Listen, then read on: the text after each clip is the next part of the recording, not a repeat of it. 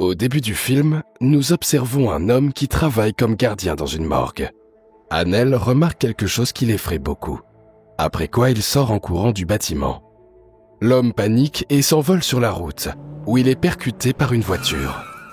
L'action se déplace au protagoniste. Jem reçoit un appel du service de police où il est convoqué au sujet de ce qui s'est passé sur la route. Il arrive à l'hôpital où son partenaire lui apprend qu'Annelle est tombée dans le coma. Son comportement sur la route semble étrange, et les traces de pas dans les bois indiquent qu'il fuyait quelque chose. Mais qu'est-ce qui a bien pu effrayer à ce point le gardien de la morgue de ce centre de formation médicale? Pour le savoir, l'homme se rend sur place. Il s'avère qu'Annelle travaille à la morgue depuis 3 ans et qu'il ne s'est jamais enfui de son poste auparavant. Aujourd'hui, peu avant l'accident, l'homme reçoit un coup de téléphone. L'un des assistants de Jem pense qu'Annelle a pu être effrayée par la blague idiote de quelqu'un. L'homme découvre que les restes d'une certaine Maïka, censée être morte d'une crise cardiaque, ont disparu. L'autopsie a été réalisée par le docteur Tapia. Jem remarque qu'il y a une caméra vidéo située en face de la chambre forte. L'agent Norma vérifie les images et affirme que la caméra vidéo a été éteinte. L'homme demande à son personnel de boucler le bâtiment et les bois. Ensuite, Jem se penche sur le dossier de la femme disparue. Il s'avère que Maïka était mariée au directeur d'une grande entreprise pharmaceutique, dont elle était également la propriétaire. La femme a 2 sœurs, qui après la tragédie ont commencé à revoir la vidéo du mariage de Maïka et Alex. L'homme lui-même est très nostalgique de sa femme et ne veut même pas sortir de son lit. C'est Alex qui a retrouvé sa femme lorsqu'elle est décédée. Cependant, une fois que les sœurs de Mickey quittent la maison, l'homme cesse de faire son deuil. Alex enfourche sa moto et se rend dans un endroit étrange. Ne pouvant tolérer la passion grandissante, l'homme vient voir sa jeune étudiante Carla Miller. La fille lui offre un verre, cependant elle a l'air un peu déprimée et confuse. Alex reçoit un appel de la morgue et il apprend que sa femme a en quelque sorte miraculeusement disparu.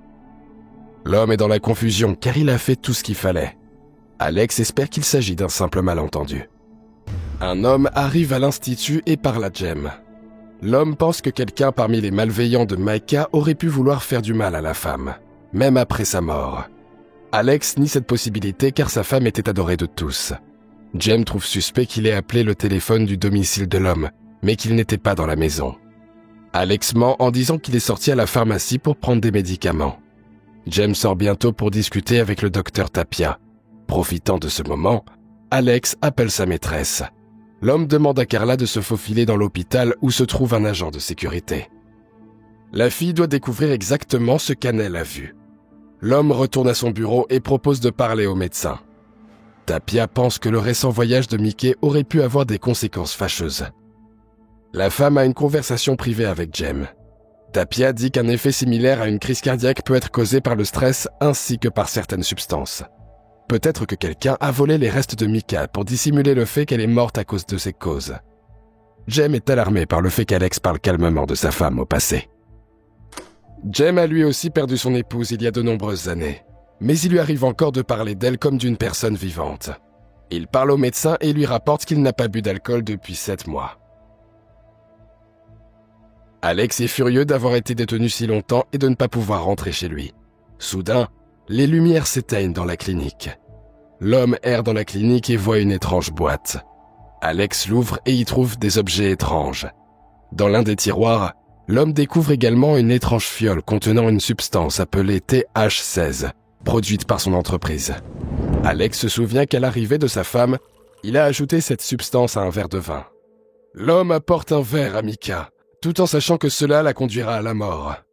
La femme demande à Alex de rester à la maison avec elle, et en plaisantant, le renvoie même. Maïka s'apprête à réserver une table pour la soirée, sans savoir que le poison s'infiltre déjà lentement dans ses vaisseaux sanguins. Alex s'en rend compte lorsque les lumières s'allument soudainement. Les détectives apparaissent dans la pièce et examinent une boîte d'objets. Jem signale que le téléphone de Mickey a disparu, alors qu'il aurait dû se trouver dans la boîte. L'homme demande à Alex de vider ses poches et le fouille de façon plutôt agressive. Lorsqu'une fiole de TH16 est découverte, l'homme prétend qu'il l'a simplement ramassée par terre. Jem trouve suspect que ce soit l'usine d'Alex qui crée la substance. L'homme reçoit un appel de Carla pour lui annoncer la nouvelle.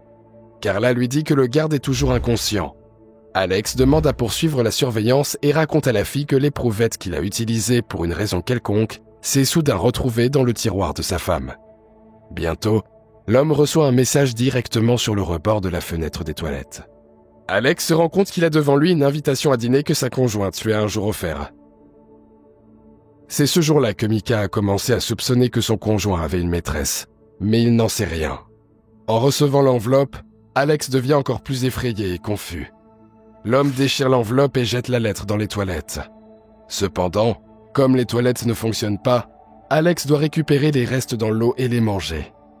Bientôt, l'homme est invité dans le bureau de la sécurité. Jem lui explique que quelqu'un s'est introduit dans le système de ventilation et a ainsi pu monter sur le toit puis quitter le bâtiment.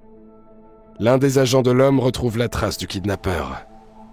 De plus, Jem voit que quelqu'un a changé la date de l'horloge pour la porter au 20 mars. Alex se souvient que c'est le jour où il a rencontré sa maîtresse. Micah était au courant du changement de code, mais l'homme lui a menti en disant qu'il s'était disputé ce jour-là et qu'il avait décidé de s'en souvenir. Jem continue d'interroger l'homme dans l'ascenseur quand soudain l'alarme se déclenche. Alex parvient à se détacher des détectives dans le couloir, après quoi il communique avec sa maîtresse. L'homme raconte à Carla que sa femme semble être en vie et qu'elle joue à des jeux étranges avec lui. La fin de la conversation d'Alex est entendue par un homme. Jem lui retire le téléphone, mais celui-ci parvient à effacer tous les appels entrants et sortants. Il s'avère également que le TH16 est une toxine grave qui peut provoquer un arrêt cardiaque. Jem prend la décision d'emmener le suspect au poste de police. Alex est enfermé dans un laboratoire pendant un certain temps. Dans l'un des sacs noirs, l'homme trouve un téléphone portable à partir duquel Micah appelle.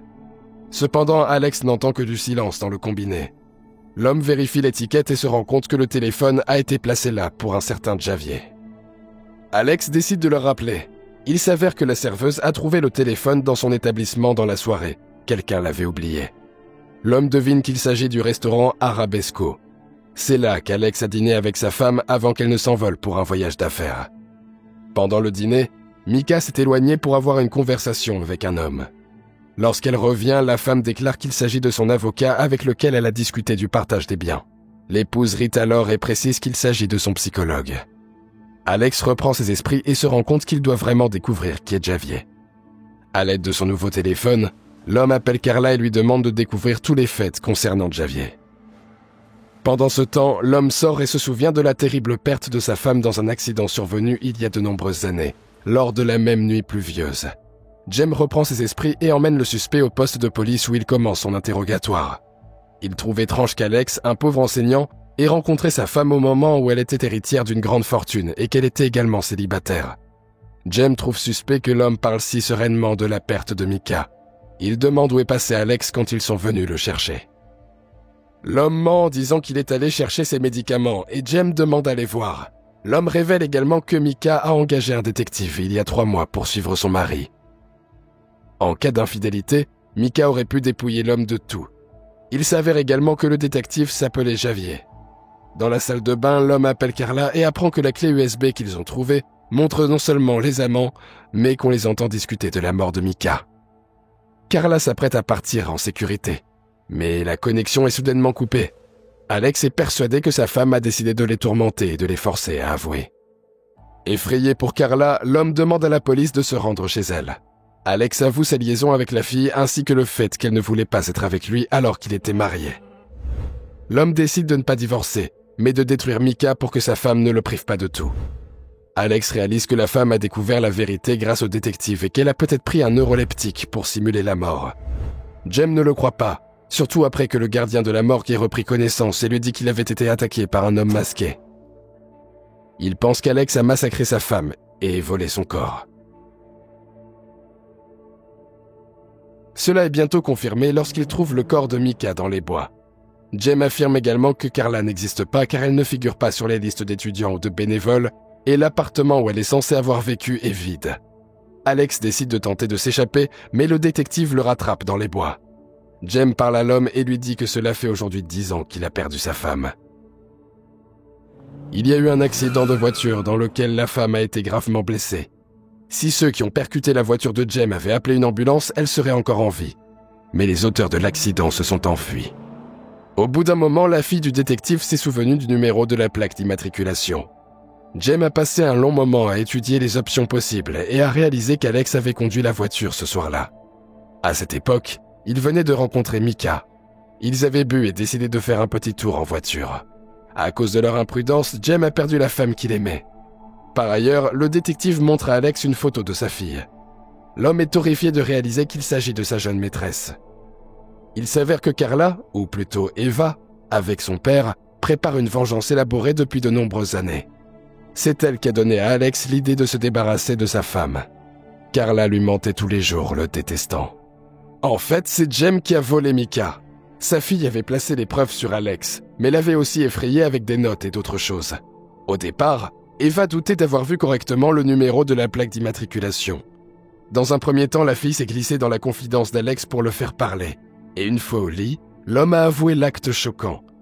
Jem dit que c'est à ce moment-là qu'ils ont commencé à jouer avec des jeux avec Alex. Le détective pense qu'il y a un prix à payer pour tout. Jem révèle qu'Alex sera bientôt réuni avec sa femme, car Eva a mis la même toxine dans son verre. C'est la fin du film. Merci à tous d'avoir regardé ce film jusqu'au bout. Donne un like à cette vidéo et écris dans les commentaires ce que tu penses de ce film. Et à bientôt dans de nouvelles vidéos.